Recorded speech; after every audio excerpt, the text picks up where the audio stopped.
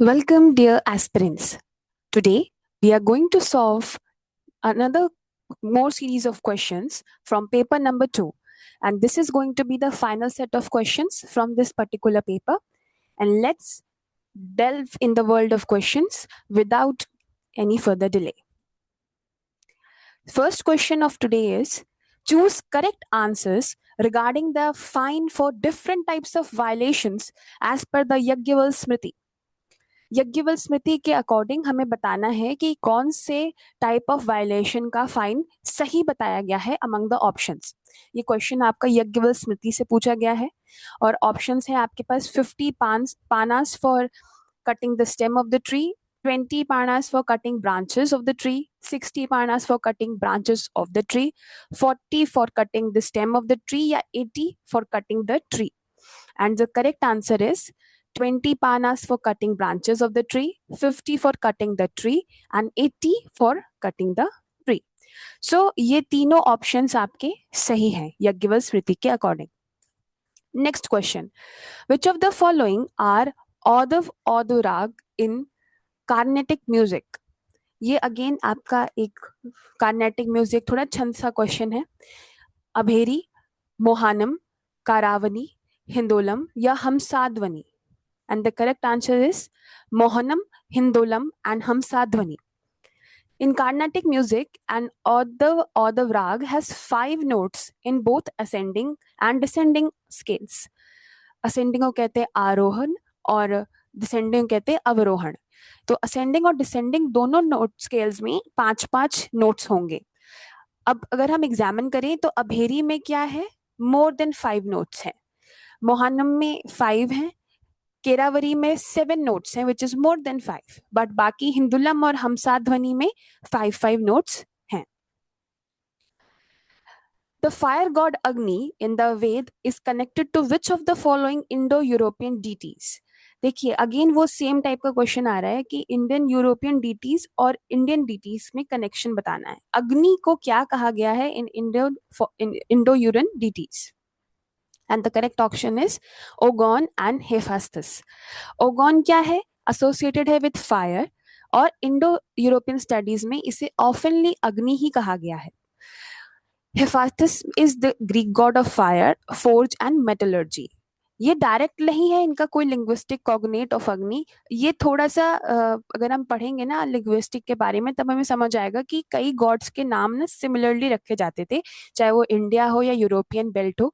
लेकिन ये जो पर्टिकुलर गॉड है हेफेस्थस, इनका जो नाम है ये अग्नि से कहीं से रिलेटेड है नहीं, बट स्टिल ये एक ग्रीक गॉड ऑफ फायर है, इसलिए इनका ऑप्शन करेक्ट होगा.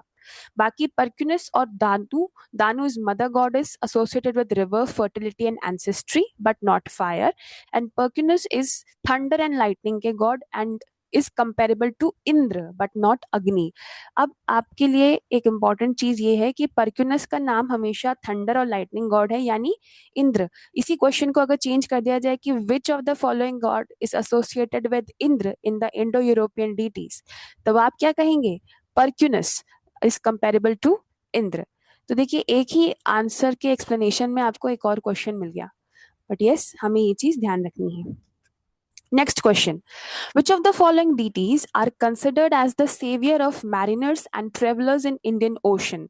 इसमें से कौन से डीटी इंडियन ओशन में मैरिनर्स यानी जो समुद्र के ऊपर ट्रैवल कर रहे हैं उनके और जो समुद्र में काम करते हैं, for example fisherman and everybody, उनकी सेफ्टी के लिए जाने जाते हैं? सोम, अग्नि, बल, तारा या अवलोकित श्रव. And the correct answer is Balaha, Tara and अवलोकित श्रव. ये बुद्धिस्ट मैरिटाइम ट्रेडिशन है, यानी ये जो डिटीज हैं ये बुद्धिस्ट टेक्स्ट में आपको मिलेंगे. अवलोकितेश्वर यानी ये प्रोटेक्टर ऑफ सेलर्स हैं, मर्चेंट्स हैं एंड ट्रैवलर्स हैं जो पानी में डेंजर्स को फेस करते हैं. तारा में भी ग्रीन तारा जो है ये भी एक सेवियर का काम करते हैं and protects you from dangers including the shipwrecks and ocean voyages. और बलाह का है कि ये एक फ्लाइंग हॉर्स की तरह है, बुद्धिस्ट जटाका ट्रेडिशंस में इनका नाम आता है. ये मर्चेंट्स और मैरिनर्स को बचाते हैं from perilous island and sea disasters.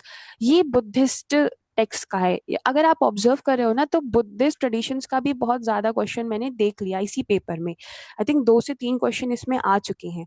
So Buddhist text और बुद्धिस्ट ट्रेडिशंस की भी इंपॉर्टेंस एग्जाम में बहुत है। Next question, among the following which are the adhikara sutra. देखिए, अधिकार सूत्र की बात आ रही है, ये अगेन ग्रामर का क्वेश्चन आ चुका है। कल भी एक ग्रामर का क्वेश्चन आया था, आज भी एक ग्रामर का क्वेश्चन आया है। ऑप्शन है हलंत्यम, लोपा शाकल्यस्य, संहितायम, इचोयणचि या इकोयणचि या एक पूर्व परायो। और करेक्ट आंसर है संहितायम और एक पूर्व परयो। पाणिनि के अष्टाध्यायी का अधिकरण सूत्र नाम का होता है एक सूत्र जो गवर्न करता है रूल्स कि कितने एक्सटेंट तक इसको आप यूज कर सकते हैं। जब हम पाणिनि का अष्टाध्याय पढ़ेंगे तो हमें पता चलेगा कि उन्होंने सूत्र से पूरी अपना ग्रंथ लिखी है। हर तरह के सूत्र हैं, कुछ अधिकार सूत्र हैं, कुछ परिभाषा सूत्र हैं। तो जो अधिकार सूत्र होंगे वो होंगे गवर्निंग रूल्स, जिनका इफेक्ट होगा extend from one step to another. तो ये यही बताएंगे कि कहाँ पे लिमिटेशंस है इस रूल की और कहाँ तक ये जा सकता है। तो अगर हम बात करें अधिकार सूत्र की, तो अधिकार सूत्र यहाँ पे सिर्फ संहितायम और एक पूर्व परयो ही है। जबकि हलंत्यम एक संज्ञा सूत्र है, लोपा शाकल्यस्य एक ऑपरेशनल रूल है। और बाकी अगर इको यणची देखें तो ये एक संधि है, इको यणची भी संधि है, जैसे हमने कल पढ़ा था क्वेश्चन गुण संधि का। तो गुण संधि है।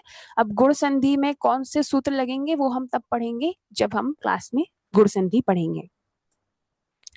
नाउ मैच द फॉलोइंग, ये हमने कर रखा है फाइनली अ क्वेश्चन जो हमने भी किया हुआ है कि मैच द फॉलोइंग। अब आपको दिए हैं वैदिक छंद on the list one side और दूसरे साइड दे रखे हैं नंबर ऑफ सेलेबल्स, कौन से छंद में कितने सेलेबल होते हैं। तो अगर आप इसे मैच करना शुरू करेंगे तो आप देखेंगे कि गायत्री छंद में होते हैं 24 सेलेबल्स, यानी पर पद एक लाइन में 8 सेलेबल और 3 लाइन का ये होते हैं मंत्र, तो क्या हो गया 24। अनुष्टुप में 32, 8 होता है एक लाइन में पर पाद एक और 4 होंगे इसके तो 32। त्रिष्टुप में 44 और जगती में 48। तो असेंडिंग ऑर्डर क्या हुआ, गायत्री, अनुष्टुप, त्रिष्टुप और जगती। ये आपको याद करना होगा, ये 4 आपके वैदिक छंद हैं।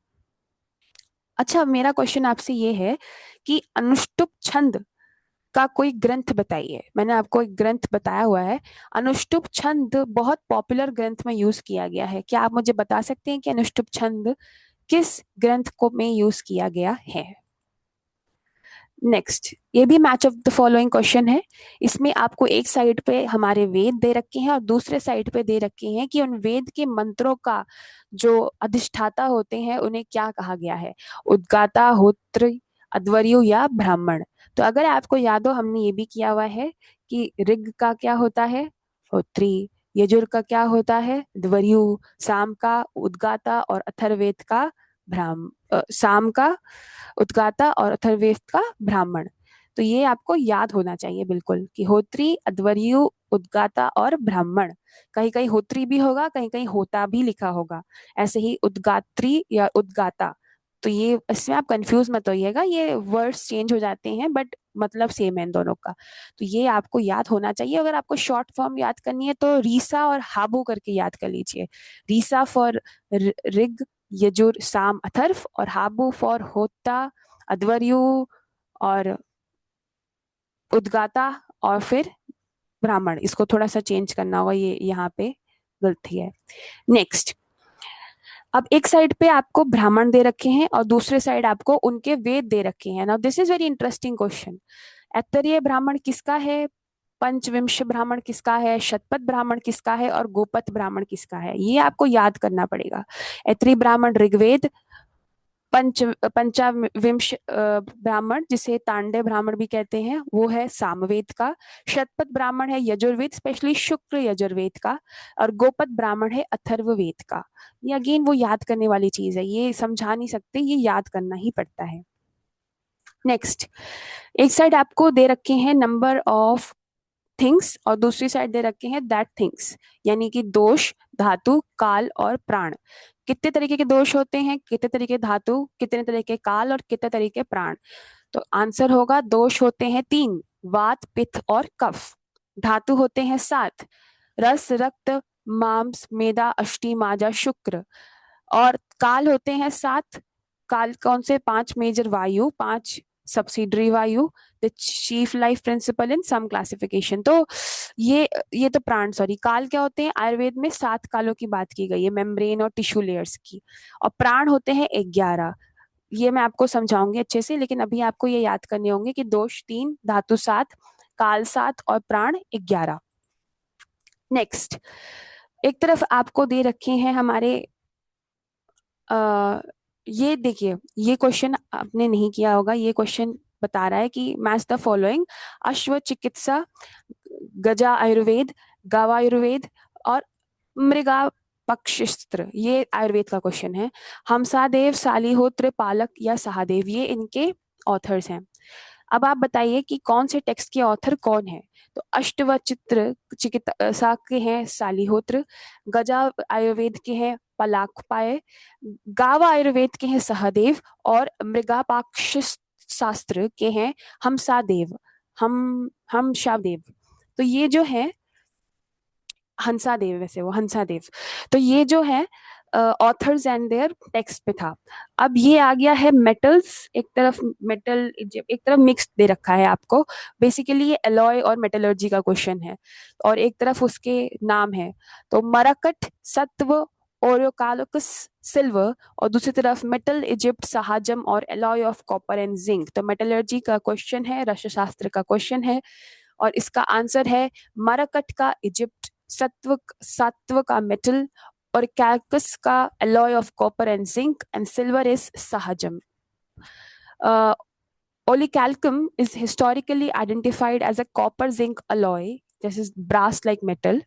Sattva in Rasashastra refers to the metallic essence extracted from the ores. Marakat was associated with regions including Egypt, famous for ancient emerald mines. Basically, Marakat मतलब emerald होता है, और ये उन regions से related है जहाँ पे इनके माइंस होते हैं, एमरल्ड के माइंस होते हैं। Sahajam refers to naturally occurring forms in some Rashashastra classifications. Silver, that is called Rajat, is included under naturally occurring metals. Now, next question भी मैच ऑफ द फॉलोइंग है। इसमें भी आपका क्वेश्चन मेटलर्जी का ही है।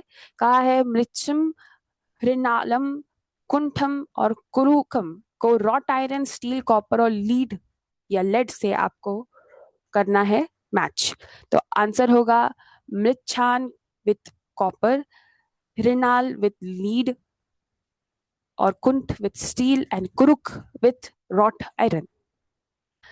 पूर्व, दक्षिण, पश्चिम, उत्तर डायरेक्शन से एक साइड है। पर्वत, कपित, करामंड और धात्री, दूसरे साइड आपको दे रखी है फ्रूट्स। अब आपको बताना है कि ये वृक्ष आयुर्वेद का क्वेश्चन है, यानी कि अथर्ववेद से क्वेश्चन है कि पूर्व में होते हैं कपित, दक्षिण में कर्मद, पश्चिम में धात्री और उत्तर में पर्वत। नाउ अब बात की जा रही है एक साइड कंपाकुर, कुसुम, बांधुजेव, कुरुवाका, नंदी का वर्त, और दूसरी तरफ विदुर, मासंपत, वाज्र, वैदुर्य और कनक। अगेन ये एक फ्लावर है इधर, और दूसरी टाइप है जेम्स। तो अब चंपक इज एसोसिएटेड विथ कनक, इनका कलर सेम होता है। तो ये वृक्ष आयुर्वेद का क्वेश्चन ही है, और बृहत संहिता में भी ये बात की गई है। कुसुम का वज्र, डायमंड जैसा। बंधु जीव विच इज विद्रुम, दैट इज कोरल। कुरुवाक, वैदुर्य, कैट्स आई का कलर। नंदिका वर्त, दैट इज संपत, प्रोस्पेरिटी और वेल्थ। नेक्स्ट, एक साइड आपको गॉड्स का नाम दे रखा है और दूसरे साइड उनके जापानीज नाम। ये अगेन ये बहुत याद करने वाली चीज है। करेक्ट आंसर होगा इसका, गणेश को कहते हैं कांगितेन, सरस्वती को बेजाइतेन, कुबेर को बिशा मोन्तेन या वैष्णवान, और लक्ष्मी को Kichijoten, which is Kishoten in Japanese. Again एक तरफ आपको दे रखे हैं वैदिक डीटीज और दूसरी तरफ उनके इंडो यूरोपियन कॉग्नेट्स। अग्नि, अश्विनौ, इंद्र, उषा ओस, अदार्थ, हिप्पो और उग्निस. So the correct order would be Agni को उग्निस कहते हैं, अश्विनऊ को अश्विनई, इंद्र इज अन्दाता एंड उषा इज एओस, जिसे ग्रीक गॉडेस ऑफ डॉन कहा गया है. देन अगेन एक साइड दे रखे हैं आपके सीजन्स और दूसरी साइड है माधव, तपस्या, ईशिया, नभास्य, दैट इज द मंथ. तो माधव मंथ इज वसंत ऋतु, तापस्य इज शिशिर, ईश इज शरद एंड नभस्य इज वर्षा. ये भी याद ही करना पड़ेगा आपको, इसमें कुछ समझाने जैसा है ही नहीं. अगेन अब यहाँ पे आपको दे रखे हैं सर्टेन कैटेगरीज जो सूर्य सिद्धांत के हैं और आपको दिया है उनके डिग्री वैल्यू. अब पता लगाना है कौन सा सही है, तो यही आपको याद करना पड़ेगा. एस्ट्रोनॉमी का क्वेश्चन. रवि यानी सन का है 12 डिग्री, मंदोच इज 78 डिग्री, नक्षत्र इज 13.3 डिग्री, जबकि ये 13 डिग्री 13 डिग्री 20 अंश का इसका एग्जैक्ट वैल्यू होती है. त्रिज्या इज 57.3 डिग्री. रवि का ट्रांसवर्स होता है 1 sign is equal to 30 per month, यानी एक महीने में वो 30 डिग्री घूमता है. 12 महीने में कितना हो गया एसोसिएट विथ 12, तो कितना हो गया आपका 12 डिग्री हो गया ना. एक साइन मतलब 30, और यहाँ पे पूरे महीने का उसने किया है तो 12.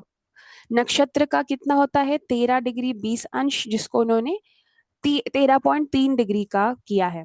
त्रिज्या यानी रेडियस इन इंडियन ट्रिग्नोमेट्री 3438 हमने उस दिन भी पढ़ा था, जिसे डिग्री में करेंगे तो 54.3 डिग्री हो गया. मंदोच apogee again the same question, उसको 78 डिग्री में मेनी सिद्धांतिक टेक्स्ट में बताया गया है. Next question.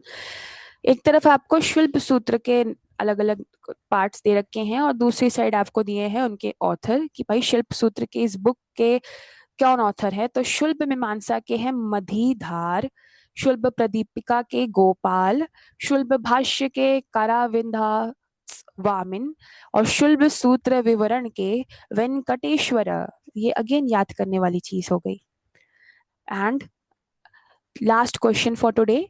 वाद, शोध, अध्य और ऋतफाल, आप्त, धन, गण, ऋण, ये अगेन टर्म है और उनके मतलब हो गए. अष्टाध्यायी का क्वेश्चन है, एडमिनिस्ट्रेटिव इकोनॉमिक टर्मोलॉजीज है. जैसे वध, वध का मतलब क्या होता है घृण, यानी किसी का नाश कर देना, टू डिस्ट्रॉय समबडी. शोधन, ऋण यानी डेप्थ. आद्य यानी धन, दैट इज योर वेल्थ. ऋतफल दैट इज आप्त यानी ऑब्टेन्ड ग्रेन या acquired result. So that's it for today. And हमने पहला ये पेपर पूरा कंप्लीट कर दिया है. All the questions have been done.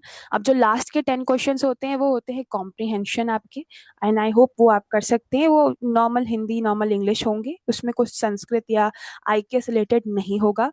And then again I think आपने ये पेपर जब एनालाइज किया होगा तो आपको कुछ अपनी तरफ से समझ आया होगा कि किस डेप्थ में क्वेश्चंस आ रहे हैं. बट जो मैंने एनालाइज किया है, मैंने देखा है कि जो हमारा सिलेबस है आईकेएस का वो बहुत स्पेसिफिक है और उसी स्पेसिफिक टॉपिक से ही पूछ के आया है. मतलब इसमें ऐसा कुछ नहीं है कि अचानक से क्वेश्चन कहीं से निकल के आ गया. सो ये अच्छी बात है हमारे सिलेबस की कि बहुत डिटेल्ड ओरिएंटेड सिलेबस है और हर एक टॉपिक से क्वेश्चन आया है. अगर आप चाहें तो हम एक क्लास इस पे डाल सकते हैं कि हम सिलेबस ही पहले डिस्कस कर लें आईकेएस का, कि हम क्या पढ़ रहे हैं और कैसे क्वेश्चंस पूछे गए हैं. अब हमने एक पूरा पेपर सॉल्व कर लिया, हमें एक आइडिया मिल चुका है कि किस टॉपिक से कितने क्वेश्चन आ रहे हैं. फॉर एग्जाम्पल एस्ट्रोनॉमी और साइंस जो हमारा टॉपिक है, साइंस में भी आयुर्वेद जो टॉपिक है, या आप देखेंगे कि डिफरेंट डिफरेंट आचार्य के मत में क्या बोला गया है, ये बहुत इंपॉर्टेंट अभी तक में रहा है. उसके बाद 2 क्वेश्चन आपके ग्रामर के बने हैं. दैट मीन्स आपको ग्रामर का टिंच ऑफ नॉलेज होनी चाहिए, बट इतना ज्यादा डेप्थ में नहीं पूछ रहा है क्योंकि आप ग्रामर स्टूडेंट्स नहीं हैं. देन अगेन मैंने देखा कि authors and their text is another important aspect, और ये सिलेबस में बहुत साफ साफ लिखा है कि हमें किस किस यूनिट में ऑथर्स और उनके टेक्स्ट के बारे में पढ़ना है। सो अगर आप चाहेंगे तो हम पहले एक क्लास या नेक्स्ट क्लास हम सिलेबस डिस्कशन पहले कर लेते हैं कि किस तरीके से हमें कवर करना है अपने एग्जाम के लिए। एंड यस, सिंस हमने ये पेपर एक कंप्लीट कर लिया है, ज़रूर अपना फीडबैक दीजिएगा, और अगर कुछ भी आपको लगता है कि I want to understand this topic before the examination on 29th, तो आप ज़रूर मुझे कमेंट डाउन कीजिए। I am open to all your feedbacks. आप जो बोलेंगे, मेजोरिटी जो मुझे लगेगा कि हाँ हम जा रहे हैं उसके फेवर में, तो प्लीज़ आप करिए, because I am always there to help you. और यस, अगर आपको हमारा हार्डवर्क अच्छा लगे तो प्लीज़ लाइक शेयर सब्सक्राइब करिएगा और बच्चों तक इसे पहुंचाइए। कमेंट हमेशा खुला है आप सबके लिए, आप लोग ज़रूर कमेंट कीजिए, और प्लीज़ मुझे बताइएगा कि सिलेबस डिस्कशन आपको चाहिए या नहीं चाहिए। मुझे जितना समझ आ रहा है आप लोग चाहते हैं कि हम नेक्स्ट क्लास से अपना नॉर्मल बैचेस वाले क्लास शुरू कर दें, रेगुलर क्लासेस। बट स्टिल अगर आप में से किसी को कोई टॉपिक समझना हो स्पेसिफिक, कि या तो साइंस बेस्ड हो या एस्ट्रोनॉमी बेस्ड कुछ भी, तो आप मुझे ज़रूर बताइएगा। और यस, आज का जो क्वेश्चन है आपके लिए, वो क्वेश्चन क्या है आपके लिए, आप याद है आपको? एक मिनट हम देख लेते हैं हमारा आज का क्वेश्चन क्या था। हमारा आज का क्वेश्चन है आपके लिए कि, हाँ, हमारा आज का क्वेश्चन है आपके लिए कि आप हमें ये बताएं कि, हाँ, अधिकार सूत्र तो उस पे हो गया। यस, आज का आपका क्वेश्चन है, आपको बताना था कि अनुष्टुप छंद किस ग्रंथ में यूज किया गया है। बहुत पॉपुलर ग्रंथ है, आप सबके घर में होगा, आप सबकी दादी नानी पढ़ती हैं, और ये इतना पॉपुलर ग्रंथ है कि ऑलमोस्ट हर घर में मिलता है। सो यस, ये आपका क्वेश्चन है, आप मुझे एक ग्रंथ बताएंगे जिसमें अनुष्टुप छंद का प्रयोग किया गया है। So till then, take care, and that's it for today. हम मिलेंगे नेक्स्ट क्लास में। आप मुझे जरूर बताइएगा कि अगर कोई स्पेसिफिक टॉपिक समझना है या हम पहले सिलेबस डिस्कशन कर लें। And yes, till then take care and we will meet in the next class. Bye.